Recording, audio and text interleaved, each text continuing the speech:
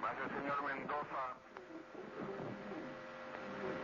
general rastrero, que solo ayer manifestara su fidelidad y lealtad al gobierno, también será nominado director general del Carabineros. En un tránsito histórico, pagaré con mi vida la lealtad del pueblo.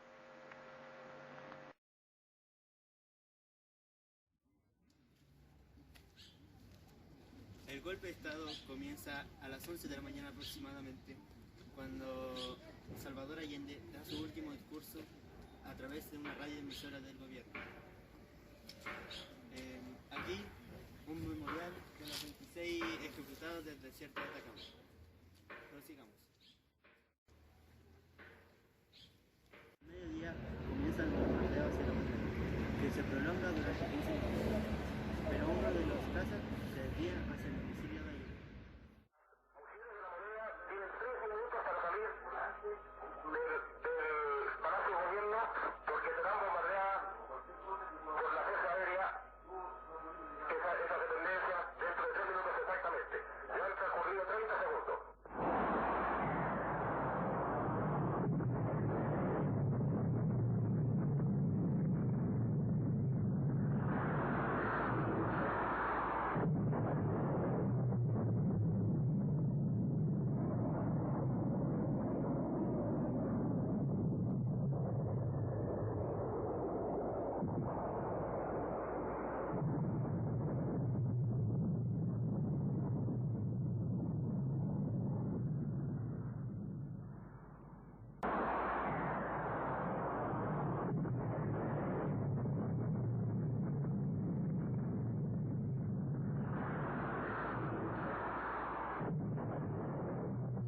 A pesar del bombardeo, los defensores del palacio resisten 3 horas al mismo tiempo que se producen pequeños combates en varios lugares de Santiago y algunas provincias.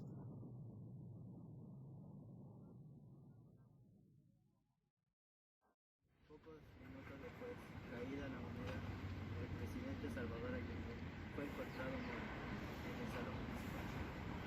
La pregunta de millón es, ¿el presidente fue acribillado o se suicidó?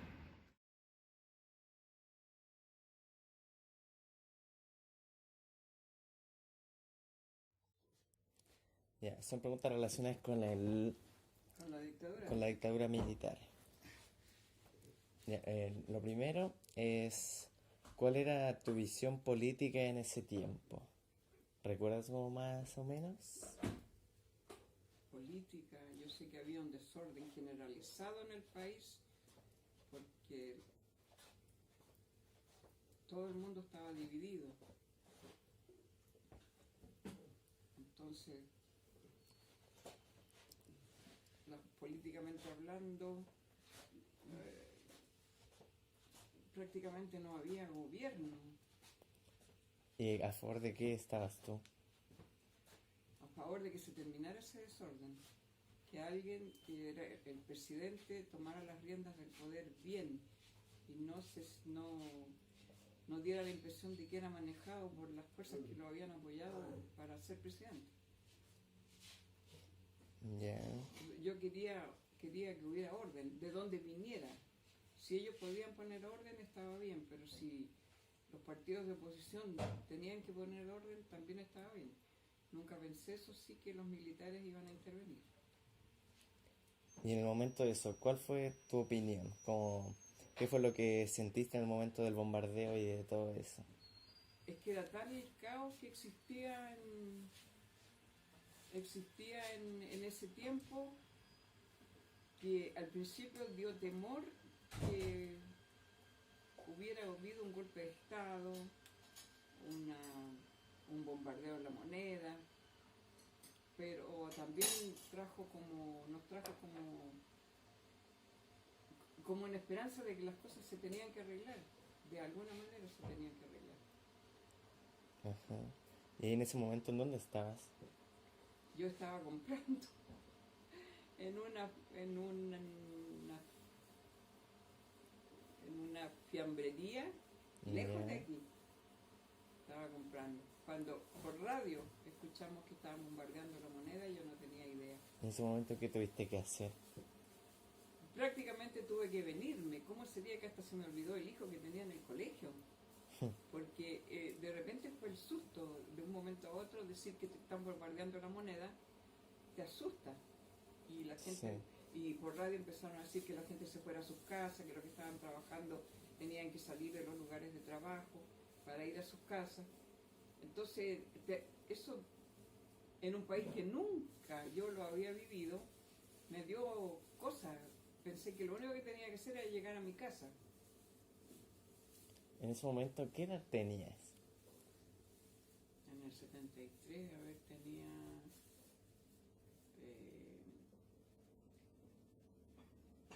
¿cuánto? No me acuerdo. 40, 50, 60, 70, 30 años más o menos, 32 años por ahí. ¿Y el resto de tus hijos dónde estaban? ¿Estaban acá? Francisco, que era el chiquitito, estaba en el jardín. Ya. Ese fue el que se me olvidó. Y en el 73. Y la Rosana tenía 1 año. Y el Joaquín, y el Juan Luis también. No, la Rosana, a ver. La Rosana tenía 2 años y el Juan Luis tenía... La Rosana tenía 3 años y el Juan Luis tenía como 1 año y tanto. Nació como 1 año. Ellos estaban aquí con la abuela. ¿Y había algún familiar que estuviera como más cerca de ese bombardeo o algo así? ¿Que estuviera cerca del bombardeo? Sí. No, no. Y o sea que nadie se vio afectado por eso. Como que nadie le... No, nadie se ve afectado porque mi marido andaba trabajando fuera, lejos, que era la Ya. única persona que podía estar más cerca. Los demás estábamos todos por acá arriba. Mis hijos estaban aquí, yo estaba aquí, mi mamá estaba aquí. No teníamos familiares cercanos al bombardeo. Ya, gracias. La Villa Grimaldi fue recuperada gracias a un movimiento social integrado por los vecinos, ex detenidos y amigos de los detenidos desaparecidos. Aquel lugar fue a punto de ser demolido en la década de los 80, pero gracias a un movimiento social local de La Reina y Peñalolén, hecha por los vecinos, esta idea de demolición fue descartada. Después, en 1994, se abre públicamente la Villa Grimaldi y este resultó ser el primer centro de detención, tortura y exterminio recuperada de la dictadura.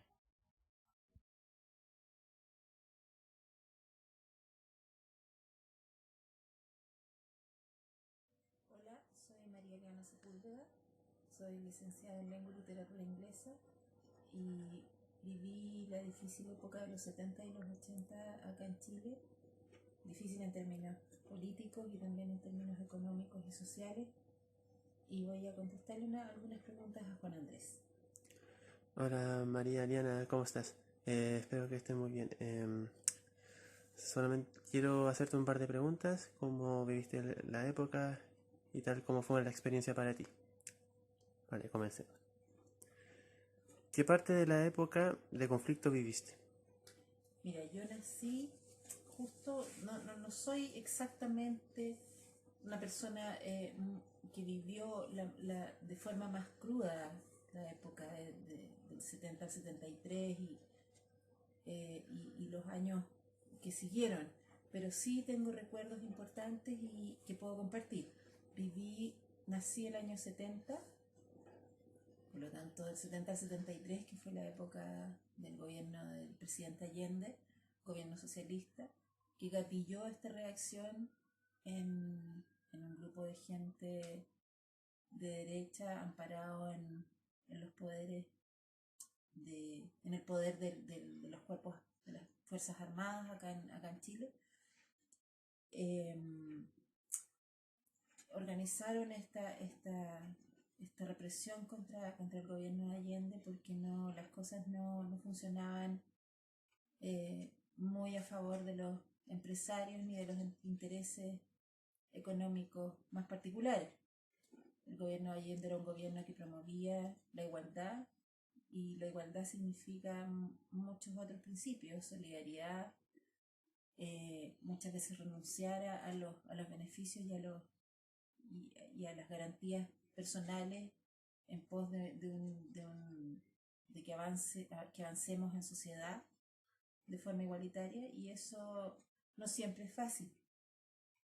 Cuando el gobierno de Allende fue atacado y junto con ello destruyeron la moneda y destruyeron toda la institucionalidad que tenía el país como nación, llegó el gobierno militar y fue una época compleja, dura, que recuerdo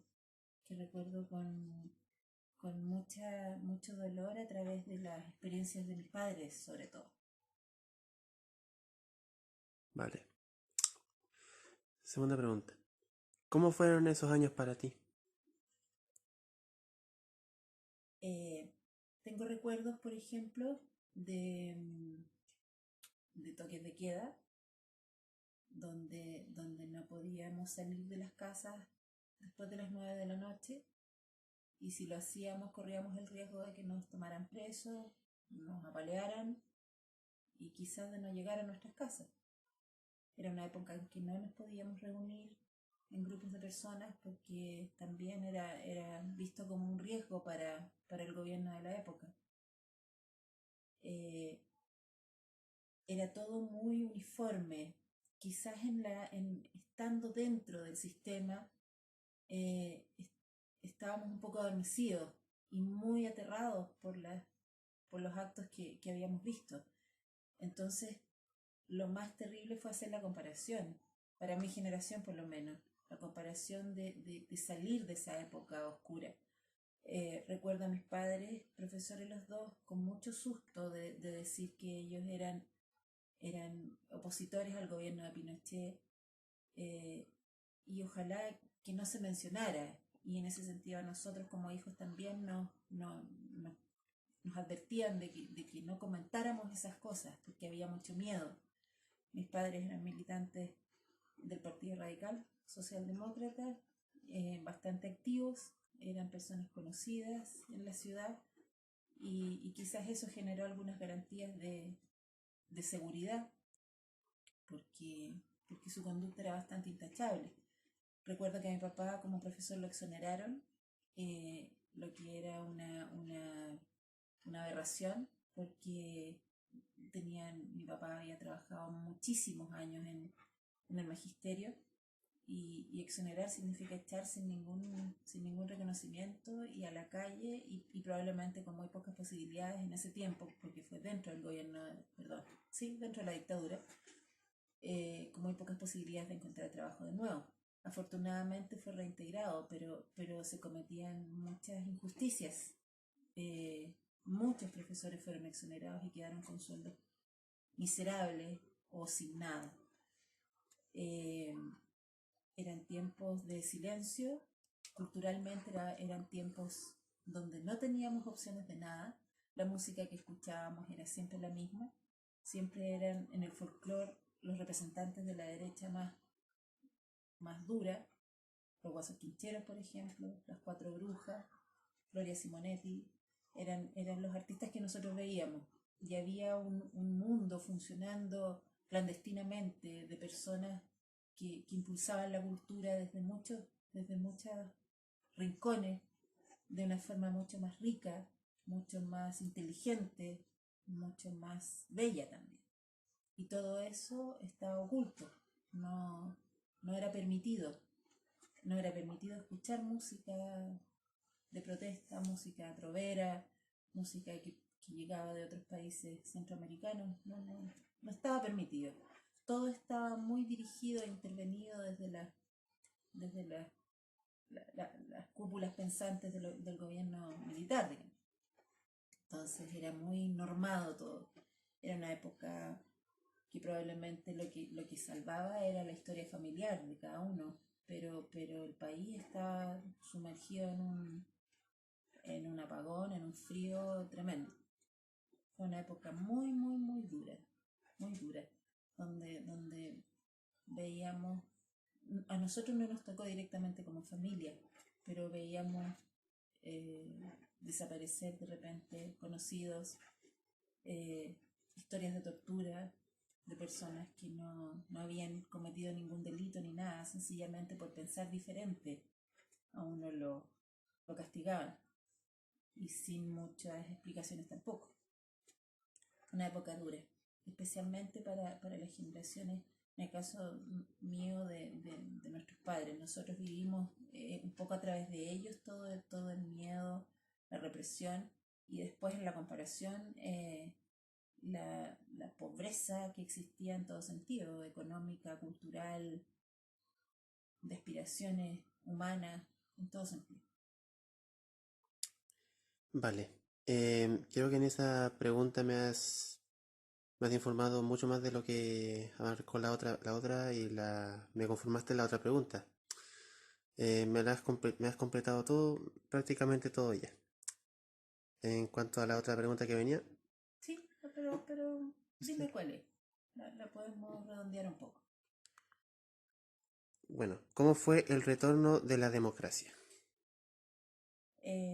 Sí, si bien es cierto, toqué un aspecto que tiene que ver con la comparación que pudimos hacer la generación mía, sobre todo de una época y otra. El retorno de la democracia, yo creo, fue el año 88, a través del plebiscito del sí y el no, un plebiscito que Pinochet no se imaginaba en el que podía salir derrotado. Era sencillamente su expectativa era continuar con la dictadura y con sus parámetros capitalistas, neoliberales y muy poco condescendientes con la sociedad chilena, con el pueblo chileno. Pinochet perdió el plebiscito y eso significó echar a andar una maquinaria que estaba completamente dormida. Elecciones por primera vez en muchos años, una dictadura de 16 años,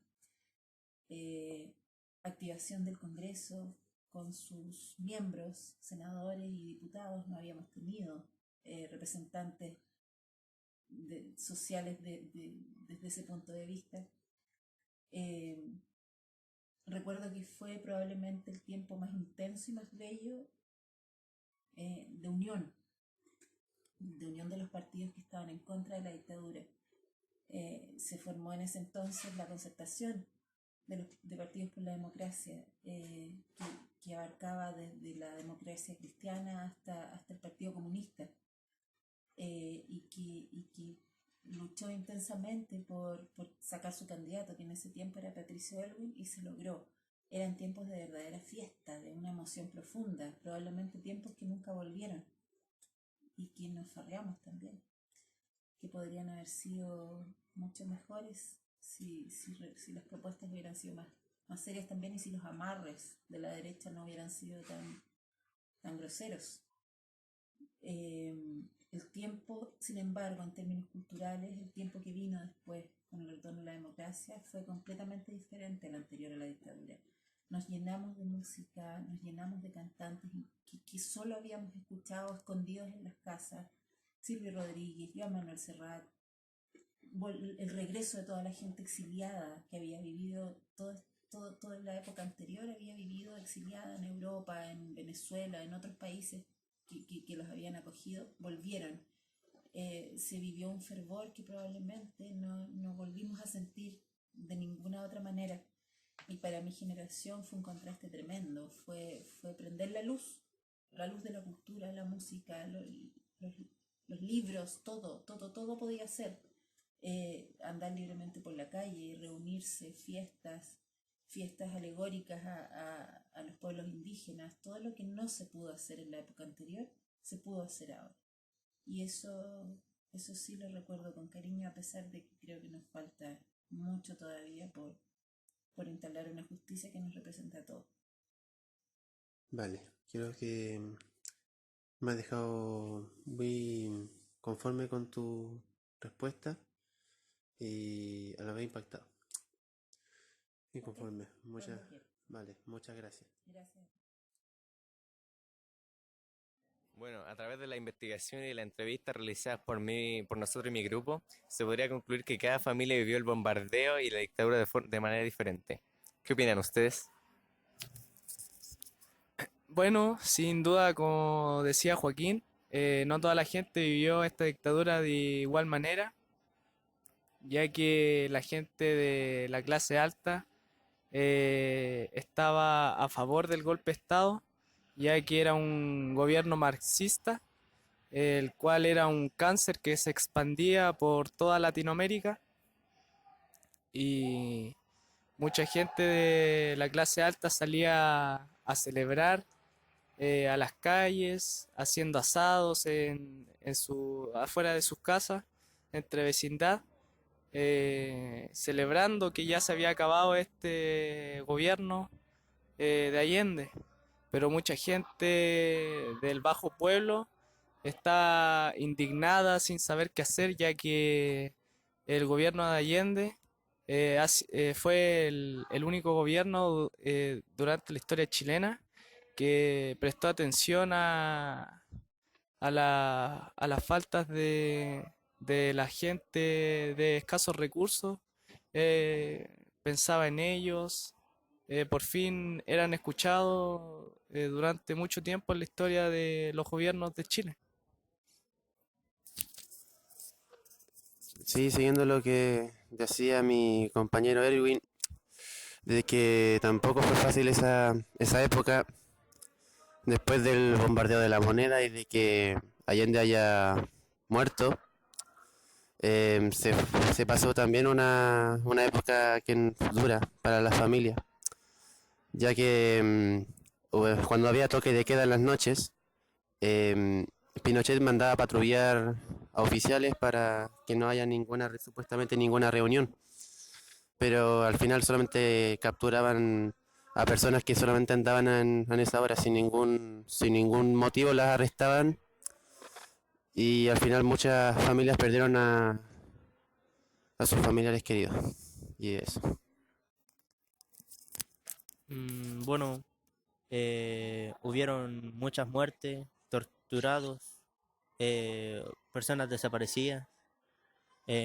Mucha gente hoy en día también va a velar a sus muertos aunque no hayan cuerpos. La Vía Grimaldi, eh, personas también se reúnen para hablar sobre lo que sucedió en la dictadura. Bueno,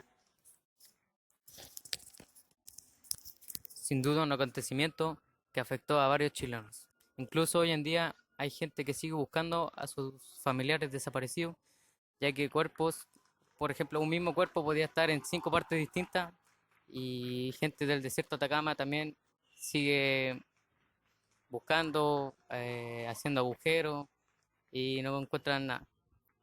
Una de las preguntas que se planteó en este documental sería sobre la muerte de Allende. Y la pregunta sigue vigente.